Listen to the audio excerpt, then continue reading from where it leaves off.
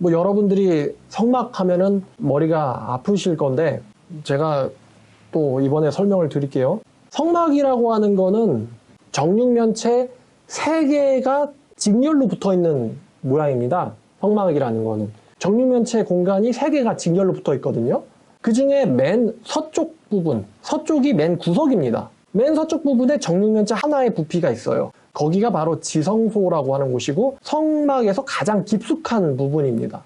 그럼 여러분 정육면체 3개의 사이즈라고 했는데 하나 사이즈가 지성소라고 했으니까 그러면 나머지 부분은 성소 사이즈인데 성소는 그러면 어떤 모양일까요? 부피는 정육면체 몇 개의 부피일까요?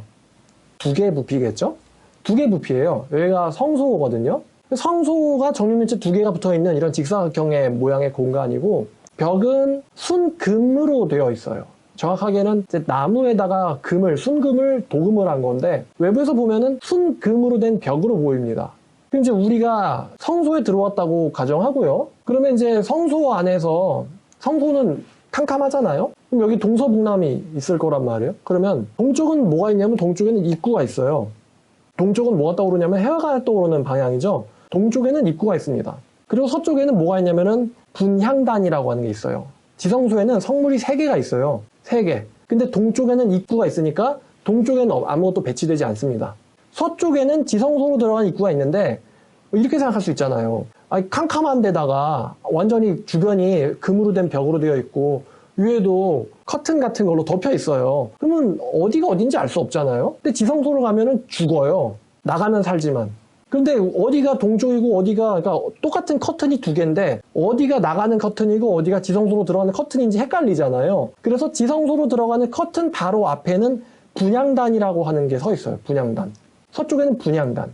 향을 피워서 피냄새며 뭐 그런 것들을 정화시키고 또 거룩하고 이런 경건되고 이런 분위기를 자아내게 만드는 향이 타고 있는 자리가 서쪽에 분향단이 있습니다.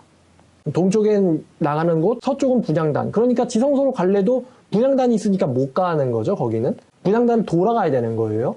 착각해서 못 나가겠죠, 그렇게. 자, 그 다음에 북쪽에는 뭐가 있냐면 북쪽에는 떡상이 있습니다, 떡상. 이렇게 떡을 올려놓은 여호와께 드리는 떡이 6개씩 2줄로 쌓여 있는 거예요. 떡상이 북쪽에 있어요. 그러면 당연히 이제 남쪽에는 뭐가 있겠습니까? 남쪽에 이제 촛대가 있는 거예요. 그럼 우리가 이제 성소에 딱 들어왔으면은 이제 여러분들 입장에서는 이제 북쪽이 여기겠죠? 북쪽에 떡상, 그 다음에 남쪽에 촛대, 그 다음에 동쪽에는 나가는 입구, 그 다음에 출구, 그 다음에 서쪽에는 지성소로 들어간 곳이지만 앞에는 분향단이 가로막고 있다는 것입니다. 그래서 이 캄캄한 공간을 빛을 내게 만드는 그게 바로 이 촛대가 하는 일이에요. 그 안에서 그걸 보고는 일을 하라는 거죠. 제사장의 업무를 그 촛대 불빛을 보고 하라는 거예요. 그리고 그 촛대 불빛이 금으로 만든 이 벽들에게 반사돼가지고 아주 멋진 광경을 연출을 했겠죠. 그러면 이 동쪽으로 나가면은 뭐가 있냐면은 번제단이나 물두멍이 있는 뜰이 나옵니다. 뜰. 근데 여기에 이제 들어갈 수 있는 게 계급사 있는 성경은 아니지만 이렇게 들어갈 수 있는 영역이 있어요. 예를 들어서 뜰에는 누구나 들어올 수가 있습니다. 여호와께 제사하고 싶은 사람은 죄인도 들어갈 수가 있어요. 가서 제사장에게 짐승을 주고 그다음에 이제 상담을 한 다음에 또 자기 죄를 짐승에게 이렇게 안수를 한다 하고 짐승을 잡고 번제하고 또 거기서 식사도 하고 화목제 할 때는 그게 바로 이 바깥의 뜰 공간이에요. 죄인도 들어올 수 있다. 근데 죄인은 성소는 못 들어갑니다. 들어가면 안 돼요. 그러니까 이제 일반 백성들은 촛대를 본 적이 없겠죠.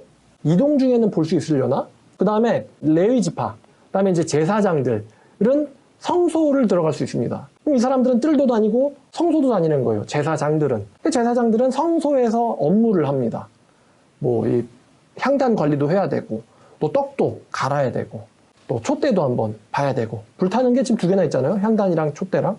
그 다음에 지성소 맨 깊숙한 공간은 대제사장만 들어갈 수가 있어요. 그러니까 들어가는데 어떤 이제 보안 레벨이 걸려 있는 것이죠. 그래서 대제사장이 아닌 자는 들어가면 죽으니까 절대로 가서는 안 되는 영역입니다. 그러면 이게 각각 이 공간이 어떤 의미가 있냐면요. 지성소는 하나님이 계신 곳을 상징해요. 천국을 상징하죠. 천국을 상징해요, 지성소는. 하나님이 계신 곳. 죄인은 하나님 앞에 서면 죽어요. 천국을 상징합니다. 그 다음에 뜰은 죄인들이 돌아다니잖아요. 뜰은 세상을 상징합니다. 그러면 이제 이 성소가 바로 이 지성소와 뜰 사이에 있잖아요. 그럼 성소가 어떤 곳이냐면 바로 이 교회를 상징해요. 천국과 세상 사이에 이제 징검다리 같은 곳이죠. 징검다리 같은 곳이요. 이 성소가 교회의 제사장들의 역할이 이 죄인들과 하나님 사이를, 하나님은 지성소에 계시니까 하나님 사이를 이렇게 중보하는, 또 변호하는, 이게 바로 성소의 제사장들이 하는 일입니다. 제사장들이 사람들한테 죄인들의 어떤 상담을 듣고는 하나님한테 기도를 하고, 또 그들의 제사를 대신 드려주고, 또 이런 그들의 또 회개, 용서, 속죄에 같이 기쁨으로 참여하는 게 제사장들이에요. 근데 신약 성경이 아주 이 놀라운 이야기를 하는데, 이 뜰에서는 죄인이 속죄받았고, 이 속죄받은 죄인, 다시 말하면 크리스찬을 신약 성경은 제사장이라고 합니다. 원래 제사장은 레위인밖에 못 되는데, 이방인인 우리들도, 레위인은커녕 유대인도 아니에요. 이방인인 우리들을 가리켜서 신약 성경은 제사장이라고 하고 있어요. 우리가 뜰에 있으면서도 뜰까지밖에 못 가야 되는데 성소도 들어갈 수가 있습니다. 근데 여기서 그러면 죄인이, 이방 죄인이 성소를 들어간다? 아, 유대인들이 들으면 놀랄 일이죠. 근데 놀랄 게 하나 더 있는데, 예수님이 십자가에서 죽으심으로써 지성소와 성소를 가로막고 있던 이 칸막이가, 휘장이 찢어져 버렸다는 것이죠. 그래서 안에 있는 법궤가 보이게 됐다는 거예요. 성소에서도. 그래서 하나님과 우리 사이를 갈라놓고 있는 절대적인 벽이 예수에 의해서 허물어지게 됩니다. 그래서 원래는 뜰도 가는 게 허락되지 않은 이 이방인이 제사장이 돼서 성소도 들어갈 뿐만 아니라 지성소에 있는 하나님도 모시고 산다. 이게 신약에 있는 놀라운 개념이고, 아마 유대인들은 이거를 참남되다 이렇게 하면서 못 받아들일 거예요. 그래서 바울은 이 비밀을 알고서는 너희들이 바로 하나님의 살아계신 성전임을 알지 못하느냐라고 얘기하는 거예요. 너희 안에 뜰, 성소, 지성소 다 있다 이거죠. 하나님의 성전이니까 하나님이 너희 안에 계신 줄을 알지 못하느냐라는 거예요. 그래서 거룩하라라는 말을 바울이 하죠. 왜냐하면 하나님의 성전은 거룩해야 되기 때문입니다. 아주 충격적인 이야기죠. 지성소에만 계시는 범접지 못할 분이 예수님을 통해서, 또 신약시대의 은혜를 통해서 이방인들에게도 하나님이 오신다라는 거예요.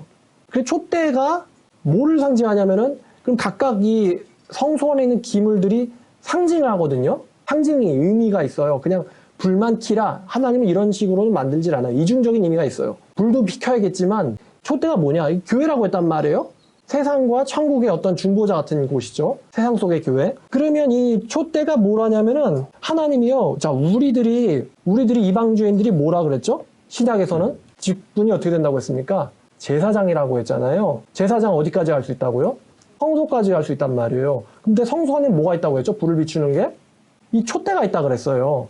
근데 요한계시록이 7교회는 촛대니라라고 말하고 있잖아요. 그게 이 촛대의 사실 비밀이었던 거예요. 앞을 비추게 하고 해서의 그 비추는 일을 하고 있는 그게 사실 초이지만서도 그게 바로 너희라는 것입니다. 그래서 예수님은 마태복음 5장 14절에서 너희를 가리켜서, 즉 제자를 가리켜서 너희는 세상의 빛이라고 말씀하신 겁니다.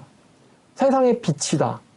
다시 말하면 성소, 어둠 속의 성소에서 빛을 내고 있는 게 초거든요. 등잔이거든요. 너희가 촛대다라는 거죠. 너희가 촛대다. 너희가 세상의 빛이다라는 거예요. 이 캄캄한 암흑 세계에 빛이 바로 너희들이라는 것입니다. 성도들이 촛대구나. 교회가 촛대구나. 구약의 비밀이 이렇습니다. 구약의 비밀. 유대인들은 잘 몰랐을 텐데 예수님에 의해서 계시가 되는 것이죠. 자, 촛대. 그게 바로 우리라는 거죠. 어둠 속에서 빛을 내는 유일한 도구입니다. 자, 다시 요한계시록 와서 1장, 2장 이 사이를 보면, 자, 사도 요한이 주 예수의 날에 예수님의 음성을 들어요. 여기서 주의 날은 사도 요한에게 예수님이 방문하신 날입니다. 10절에 나오죠. 그래서 사도 요한이 그분의 음성을 분별하려고 돌이켜봤는데 처음으로 시야에 들어온 거는 그분이 아니고 촛대가 먼저 보였어요. 12절에. 그러니까 그분보다 앞에 있었던 거죠. 촛대가 먼저 보였고 그 촛대 사이를 거니는 13절에 인자와 같은 일을 봅니다. 그리고 그분이 20절에 비밀을 알려주시는데 촛대가 바로 교회다라고 비밀을 알려주고 계세요. 자, 그러면 촛대의 주인이 누구시라는 걸까요? 촛대의 주인이 바로 예수님이라는 거예요. 촛대의 주인이 예수님이다. 자, 그래서 2장 1절은 이렇게 시작합니다. 에베소 교회의 천사에게 편지하라. 오른손에는 7뼈를 붙잡고 7 금촛대 사이를 거니시는 이가 이르시되 7 금촛대 사이를 거니시는 이, 촛대 사이를 거니시는 이로서 예수님이 자기를 소개하고 계세요. 예수님은 이 촛대를 쓰시는 촛대의 주인이시라는 거죠. 성물의 주인이라는 거예요. 교회의 주인이라는 것입니다. 예수께서 이르시되 내가 이제 에베소 교회에 대한 거를 평가를 하십니다. 에베소 교회가 네 행위와 수고와 네 인내를 알고 너의 수고와 인내를 안다라고 하셨어요. 이게 첫 번째 칭찬인데 에베소 교회의 장점이 뭐냐면은 칭찬받을 점이 뭐냐면 수고와 인내를 하였다는 것입니다. 수고란 단어를 보니까 고생이라는 뜻이더라고요. 네가 고생을 했다. 그리고 네가 인내를 하였다는 것을 나도 알고 있다는 거예요. 그럼 요즘에 이제 현대교회랑 좀 비교를 해볼게요. 요즘 현대교회는 수고와 인내를 잘 하려고 하지 않죠. 수고와 인내를 잘 하려고 하지 않아요. 제가 오죽하면은 교인이 할 수 있는 수고가 뭐가 있을까? 가장 쉬운 수고가 뭐가 있을까요? 교인이 돈 벌려고 하는 수고 말고 그거는 예수님한테 칭찬받을 일은 아닌 것 같고요. 예수님한테 칭찬받을 만한 수고가 뭐가 있을까? 요즘 애들한테 제일 수고라고 하면은 보니까 20대 애들이 우울증 환자가 되게 많은데 근데 이유를 보니까 첫 번째가 취업 문제고요. 두 번째가 생계 문제예요.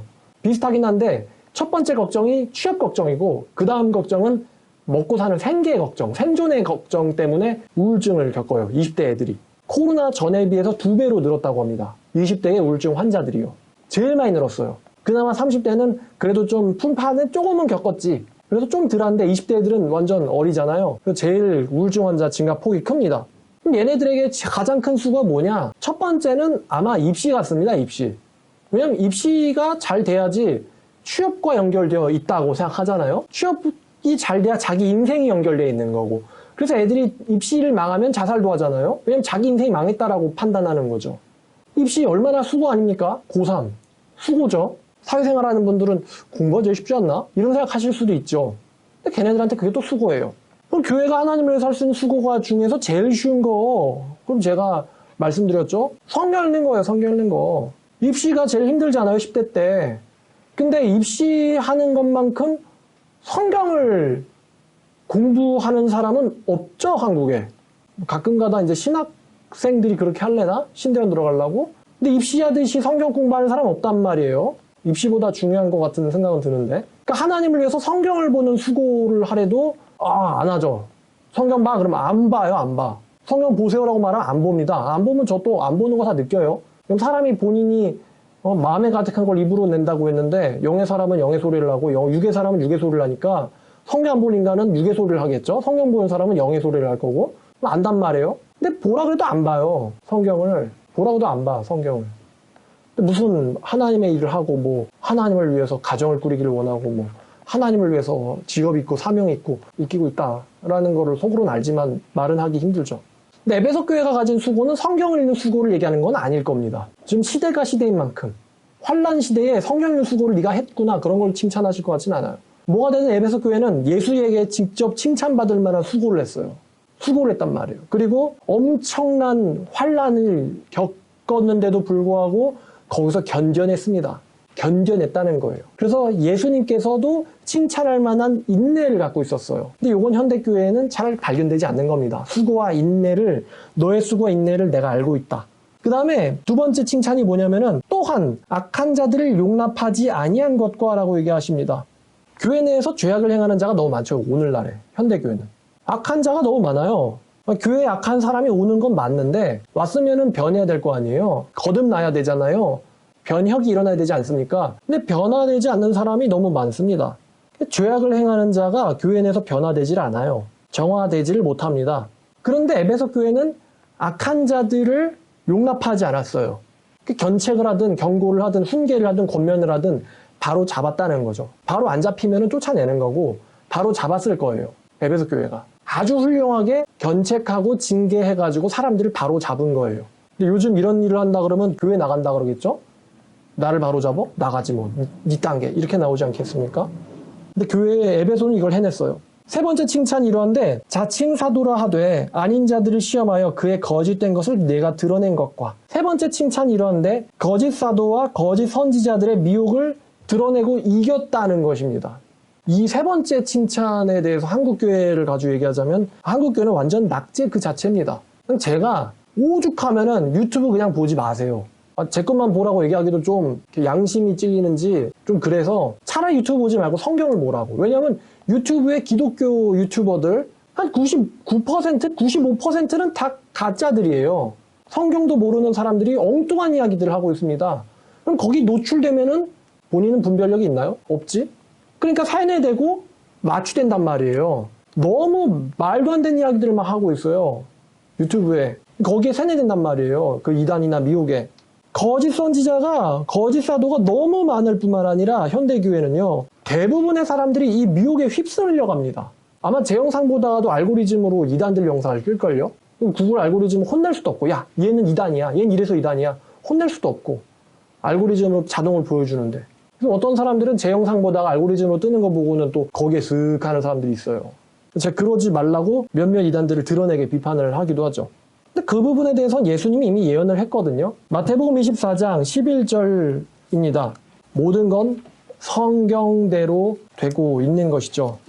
자, 24장 11절. 거짓 선지자가 많이 일어나 많은 사람을 미혹하겠으며. 왜 거짓 선지자? 요즘은 선지자 없죠. 거짓 목사를 말하는 겁니다. 가짜 목사들이 일어나서, 가짜 목사가 뭘까? 성령을 못 받은 목사, 성경을 해석할 줄 모르는 사람, 하나님의 뜻을 모르는 사람이 많이 일어나서, 그런 목사가 많이 일어나서 많은 사람들을 뭐한다? 미혹한다. 성경도 모르는 성령 없는 거짓 목사들이 많이 일어나서 많이 미혹하겠으며, 많은 사람들이 미혹당한다는 이야기죠. 예언대로예요. 그래서 24절부터 28절까지 보면은 거짓 그리스도와 거짓 선지자들이 일어나서 큰 표적과 기사를 보여 할 수만 있다면 택하신 자들도 미혹하리라. 보라, 내가 너에게 미리 말하였노라. 그럼 사람들이 너에게 말하되 그리스도가 광야에 있다, 골방에 있다 해도 믿지 말라. 번개가 동편에서 나서 서편까지 번쩍임 같이 인자의 임함도 그렇하리라. 주검 있는 곳에 독수리들이 모일 것이니라.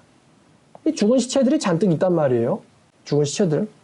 이제 가짜 신자들을 말하는데, 엄청난 미혹이 정말 예수님의 재림이 임박했다 할 만큼 너무나 많은 미혹이 있어요. 우리 옛날엔 뭐 최태민이란 분이 있었다고 하나? 그분도 진짜는 아닌 것 같아요. 그 대충 하신 일들을 보면은. 그런 사람이 옛날에 있긴 있었죠. 뭐 옛날에도 뭐 구원파 교주들이 활동을 했죠. 우리나라 초반 이제 900년대 말에도요. 근데 요즘은 그런 몇 명의 사람 수준이 아니라 거진 대부분의 사람들이 말씀을 모르고서는 설교를 합니다. 누군 저한테 어떻게 말씀을 모르는데 목사가 될 수 있나요? 물어보거든요. 근데 간단해요. 돈만 내면 신학교 갈 수 있지 않습니까? 신학교 들어가기가 서울대 들어가는 것만큼 힘든 것도 아니고, 솔직히 성도들이 나와서 이 목사님이 총신될라 왔는지 장신될라 하는지 관심 갖습니까? 그냥 목사라면 목사인 줄 알죠? 개나 소나 돈만 내면 들어가고, 개나 소나 그냥 가만히 앉아만 있으면은 졸업장 주고 안수 주고 그럼 목사라고 얘기하고 다니는 거예요. 신학교에선 그 사람이 성경을 해석할 줄 아는지 성령을 받았는지 여기에 대한 것은 평가하지 않습니다. 평가할 수도 없고요. 무분별하게 나와서 죄인들의 귀에 끌릴 만한, 간지러운 귀를 긁어줄 만한 자극적인 스토리들을 막 늘어놓죠. 어그로를 끌면서 말이죠. 그럼 조회수도 몰리고 막 후원도 몰리고 부자 되는 거죠. 이제 그런 건 종교 사기라고 저는 생각하는데, 근데 이 에베소 교회는 이러한 거짓 사도와 거짓 선지자들의 정체를 파악하고는 그들을 드러냈다는 거예요. 얘네들은 하나님의 사람이 아니다라는 거를 교회가 드러내고 판단하고 이겨냈다는 거예요. 그들의 미혹에 휩쓸리지 않고. 그래서 예수님한테 너희들의 그 분별력은 정말 칭찬받을 만하다라고 예수에게 칭찬받은 교회가 또 이 에베소 교회예요. 거짓 사도를 드러내서 그가 아니라는 것을 네가 알아낸 거, 그걸 칭찬받습니다, 예수님에게.